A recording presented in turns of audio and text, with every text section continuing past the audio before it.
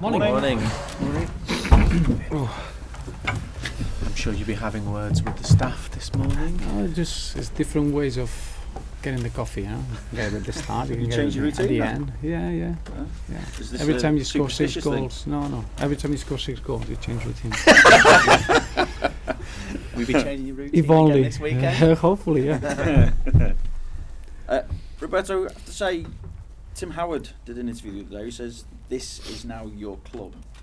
How do you see it? Is that how you feel about the place?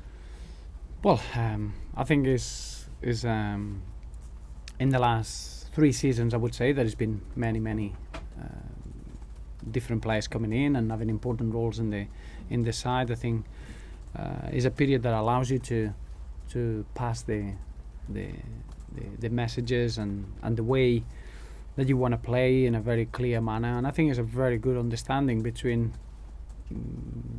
everyone at the football club, the way we want to play, the way we work, and I think is a natural period of what we've been through. I think it's been enough interesting challenges playing in Europe, achieving a really good ending of the first season, having to go through difficult periods. I think we shared enough moments to feel at comfort of each other. So it's been a very interesting period, but all we want to do now is to reach our potential together, which is I always felt that we were showing signs of being very, very good. So I know that team as a senior player and as an experienced player, he knows exactly what it means to play for Everton, and then he knows how to influence the young players, and I think there is a real unity in that dressing room, and we all feel at ease with each other and ready to achieve. He said his latest contract will be his last, but you've said that he can play beyond 40. You've also said that this week about Gareth Barry as well. Does that mean that there's a sense that maybe they could both contribute beyond the remaining years of their contract? I think you're talking about players that they are quite unique. You don't get footballers that they look after themselves in the manner that they do, and they got the real passion for the game in the manner that they do. So it's impossible to tell how long they can carry on contributing. Clearly, for us, you understand that when you want young players to have an impact in the team, you rely on the senior players, and they are very much gold towards us. What they do, how they affect the others, and then the manner that they perform. And it's important for us. We would love to have Tim and Gareth and Jags and Leighton Baines and Leon Osman and Tony Hibbert, these players, for as long as we can, because it's a group of players that you can rely on and set really strong values for the young players to follow. So clearly you never know when they're going to be in a level that they can perform for Everton, but clearly we would love to have him for as long as we can. And how do you see the partnership that's developing between Lukaku and Kone? And with that extension to the contract for Kone, is it a partnership that you see as being productive beyond this season? Well, I think everything started with the connection that they have at a human level. I think they are very good friends. I think off the field, you can understand there's a real good respect for each other. They understood each other for the different pressures that they were on both players, and then you can see that understanding on the pitch. For us, it's important to have as many options as we can going forward. I think you cannot become a predictable side nowadays. There is so much understanding of who you're playing against, and it's easy for teams to defend against a specific way of attacking, for example. And I think Aruna and Rom, they got an understanding that can make it very unpredictable. We got other options. We can play with wide players. We can play with players a little bit more in a central area, and that's part of being a really strong squad, having those options. But clearly Aruna and Rom, they develop a real strong relationship that I think you can see that real understanding on the pitch as two very different strikers, but they complement each other really well. How important is that in keeping Romelu happy, particularly given the speculation that often follows him? I think internally that speculation doesn't exist. Internally, every player wants to be at his very best to start at the weekend, and that's the competition for places. There's not such a thing as trying to keep players happy just to stay at the club. That would be the wrong way of keeping players at the football club. Remember, Everton is bigger than any individual, and what we need to achieve is a winning team, and being part of that winning team is being able to be at your very best every day that you come into training, and that's the attitude that we have. With that in mind, there's been a suggestion that Kevin Morales is unhappy at a lack of game time. What's your assessment of that situation? Response? A bit not surprised, but it couldn't be further from the truth. Kevin has been a very, very important player while I've been at the football club. This start of the season has been challenging for him individually because he had a couple of niggles, a couple of injuries. Then he had the sending off, so he wasn't available for 3 games. But the way that he's been working in training has been very impressive. I think he's gone again. He's improved as a footballer, and it's important for us that Kevin is maybe fresher now going into the second half of the season, and we'll get the benefit from him. Kevin Miralles is a very, very important player for Everton. He knows that, and all he wants now is to get important playing time, because the start of the season has been quite frustrating for him. How big a point in the season do you see this now, with obviously West Ham this weekend, then it's Villa at home, Bournemouth away, and a League Cup quarter-final to come as well? Well, I think the periods that you've got now is obviously we got the international break. That's why probably the West Ham game is like a final within the league. We all want to finish that period strongly. I think our game against Sunderland gave us a real sense of confidence in what we can do going forward.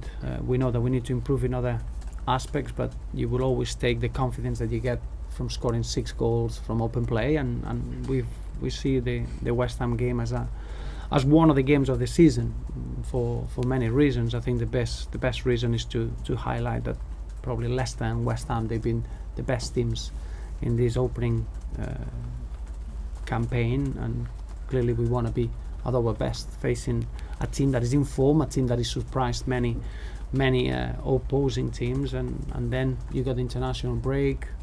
You got a little bit of a period to get the players back from injury. You get players that they can be treated individually. You're gonna get players that they go away to represent their countries, and then we're gonna concentrate on another important block of games. But clearly now, the West Ham game is as important as a final within a league competition. And it's tight anyway. It was a real opportunity to close in towards those European places. Every point starts to matter. I think it's been such a competitive start of the season. Every team is capable of getting points from each other, and you can see that is very, very important now going into the next 8 games, which will give you an opportunity to know every team in the league. When you get a halfway of the competition, you got a clear sense of where you are in comparison to the other squads, and I think that's important, that from our point of view we can get, or we try to get, as many points as we can. Just check the injury list. How far away is Leighton Baines? Well, Leighton Baines, Mo Besic, Tom Cleverley, they've been training with normality now with the first team squad, and that's a real positive boost. Is making sure that we measure that well, and we don't rush them back into action, and probably those 3 will get a bit more information over the next 2 days. I don't think Leighton will be available for the weekend, but is just managing his match fitness more than anything else. I think medically he's in a great condition. Brian Oviedo is the only one that, obviously, as we all know, he picked up a little bit of a hamstring problem that maybe will keep him between 2 and 3 weeks out of action, but it's nothing too serious, and we hope that he can come back probably for the Aston Villa game, if not the Bournemouth game. Pino, Hibbert? Stevie P is working well as well, but he's not available for this weekend. Hibbo he's had an injection just to take some pain away, but he's been working in the last 3 weeks. He's been working with the first team, so I would expect Tony to be available after the international break. And just away from him, just to check as well, is there anything as regards a new deal for John Stones, any movement there? No, as I mentioned, it's not the moment to speak about any individuals, and I'll carry on being the case until there's anything to announce. And finally from me, Sergei Rebrov has hinted that he can't keep hold of Yarmolenko. Would you be looking to reignite your interest in the player come January? Again, I know you love the rumors and what's going to happen in the window. What I can tell you now, that as you saw the weekend, we got such a strong squad. I think what's the focus for us is to see how good we can be with the squad that we have now, and we'll have enough time in the summer to see if we need to bring players into the football club. At the moment, there's nothing too common, and all we want is to be as good as we can with the players that we have, that I'm delighted with. Just a couple of what you'd said in terms of how West Ham have started this season. What sort of a marker would it be then for yourselves and I guess the rest of the Premier League if you were to get 3 points there? Well, I think it's going to be a really tough game, just because I think the biggest strength of this West Ham side is that they play with an incredible belief and confidence, and I think the results that they had, especially this season, they start on the psychological aspect of having the belief that you can beat those sides to get the results that they had away from home against the teams that they got the points is very impressive. Then on that you got new players coming in, the new manager playing in a very different way that they used to be. I think it's going to be a terrific challenge, and you're looking at the amount of points that they have already. They clearly a team that they're going to be challenged to be finishing on the top 5 positions in the league. Is how impressive they've been, and we're going to make sure that we are ready to face them, but they've been, in my eyes, with Leicester, the most impressive side so far this season. So do you hope that psychologically that Watford game might have done you a favour? Well, that happens, you know. Watford, again, is a team that probably people don't understand how difficult it is to play against them physically. Very, very strong, and they're well organised. West Ham, probably in a day that they went at their best in terms of the goals that they conceded, they had their chances, and that result could have been very, very different. So I don't think it's such a black and white situation. I think even losing a game, they were quiet in the game and they were strong.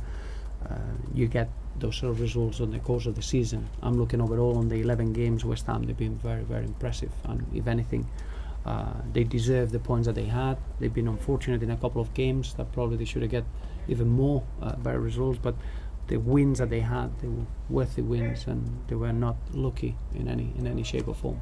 And just in terms of your aspirations for the season, I know you don't talk, you talk in sort of stages, don't you? But looking towards the end of the season, the form of West Ham, the form of Leicester, that makes your job even more difficult now, doesn't it? No, from our point of view, we want to push ourselves. I think against Sunderland we showed that we got a real attacking threat, and it's not easy to score 6 goals against anyone in this league. So there's something that is special in our dressing room. Obviously we want to get better, and we want to get a clean sheet in those type of performances, and there are aspects to work on, but we're very much looking forward to the next game, and we want to build and carry on with the consistency that we shown in the league. So it's very much trying to be as good as we can with some of the good signs that we showed this season. Some of the performance against Chelsea, against Southampton, against Sunderland.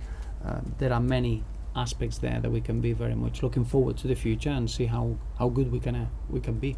But are you worried that your West Hams and your Leicesters are taking the Everton positions, as it were? Not really, no. I think you can only assess that when you played against every single team in the league. After 11 games, it would be quite confusing to make final assessments. The first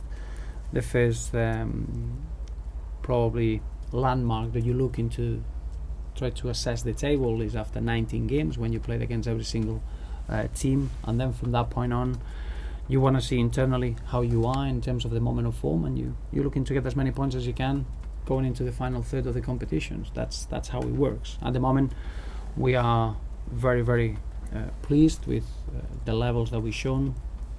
I think it's fair to say that we've been a little bit unfortunate in certain games. Overall, we are where we deserve to be, and it's down to us now to get as many points as we can until halfway through the season. Just picking up on what you said there about the focus being on how good this squad can be. Do you think January will be more about keeping this group together rather than making loads of additions? Yes, without a doubt. Yeah, I think it would be very important for us to make sure that the window that is going to open in the winter is just to give a bit more normality, just to make sure that the squad gets reaffirmed with maybe looking at the younger groups more than the first team level, and make sure that we get a clear 10-month competition out of this squad, and then it'll be the summer when we're going to reassess where we are and where we should go. But I wouldn't look into winter as a moment to make significant changes. Thank you. Thanks, Roberto. Thank you.